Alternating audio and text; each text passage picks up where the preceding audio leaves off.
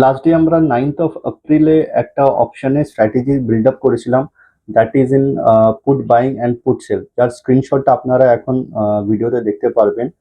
So on a weekly basis আমরা একটা put sell করেছিলাম, আর মান্থলি বেসিসে একটা পুট বাই করেছিলাম। সো লাস্ট ডে যখন 200 পয়েন্টস মাইনাস ছিল, উই নেভার এক্সপেক্ট কি মার্কেটে আজকে গ্যাপ আপ 100 পয়েন্টস খুলবে।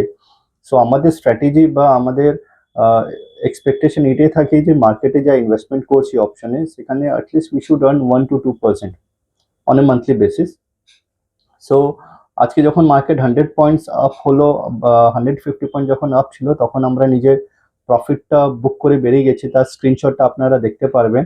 And that is a real time trade, but that is only for the educational purpose. আমরা এই ভিডিও যেটা করছি আপনাদের এই জন্য করছি, অ্যাটলিস্ট যাতে আপনারা ব্লাইন্ড বাই বা সেল না করেন।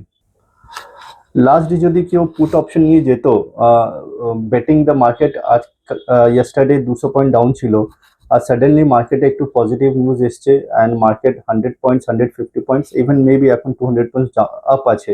সো জাস্ট ইমাজিন কি সেই ট্রেডারের কি হবে যে ব্লাইন্ডলি পুট বাই করে গেছে উইথ দ্য এক্সপেকটেশন কি মার্কেট পড়ে যাবে।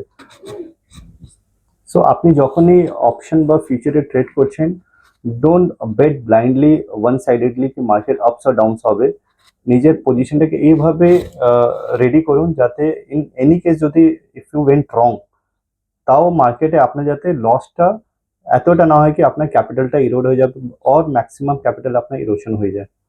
So trade wisely, invest wisely, and সবসময় in whatever form you wish workout করুন and keep your health healthy. Thank you so much.